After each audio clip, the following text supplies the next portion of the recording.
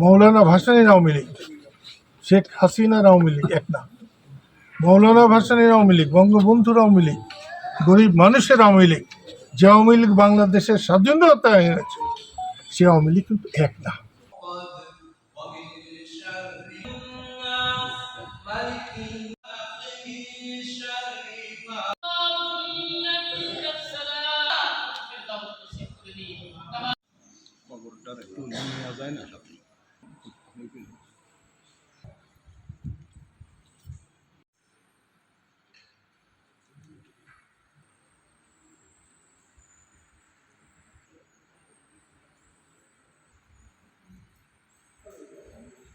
বৈষম্য বিরোধী আন্দোলনের সাফল্য আমি মনে প্রাণে কামনা করি, বিশ্বাস করি।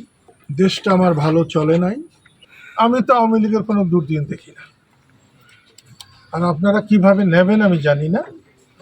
মৌলানা ভাসানীর আওয়ামী লীগ, শেখ হাসিনার আওয়ামী লীগ এক না।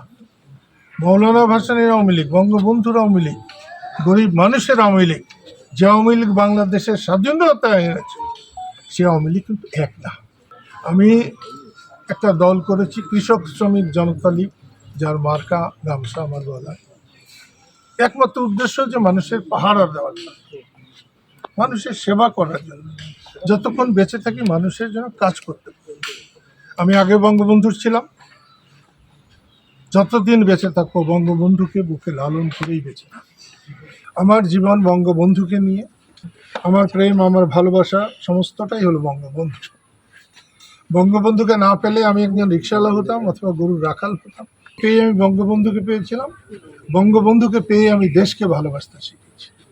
অনেকেই দেশপ্রেমের কথা বলে, কিন্তু দেশপ্রেম অত সহজ জিনিস না। এটা অর্জন করতে নানা ঘাত পার হতে। আমরা বঙ্গবন্ধুর নেতৃত্বে বাংলাদেশকে স্বাধীন করেছি। বঙ্গবন্ধুকে অস্বীকার করে বাংলাদেশে নেতৃত্ব করা যাবে না।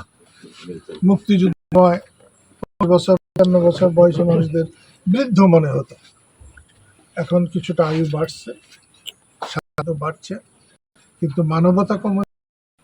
আল্লাহর কাছে প্রার্থনা করি, আল্লাহ যেন বঙ্গবন্ধুর সম্মান রক্ষা করে। আমি কিন্তু আল্লাহর কাছে আমার রাজনৈতিক পিতার মুক্তি কামনার জন্যই আমি এখানে এসেছি। বঙ্গবন্ধুর হত্যার প্রতিবাদ করেছিলাম, সবাই যখন ইঁদুরের গর্তে ছিল প্রতিবাদ করেছিলাম, তার জন্য সম্মান পাইনি। মানুষের কাছ থেকে পেয়েছি, কিন্তু যাদের কাছ থেকে পাওয়া দরকার আমি তাদের কাছ থেকে সম্মান পাই নাই, বরঞ্চ অনেক অসম্মান হয়েছে। ওই যে ওখানে গিমাডাঙ্গা, ওখানে স্কুলের মাঠের ওখানে বঙ্গবন্ধুর জন্যে আমরা শোক দিবস পালন করেছি, সেখানে কিন্তু আমাদের গাড়ি ভাঙা হয়েছে, আওয়ামী লীগের লোকেরাই ভেঙেছে। আমি কিছুই মনে করি না।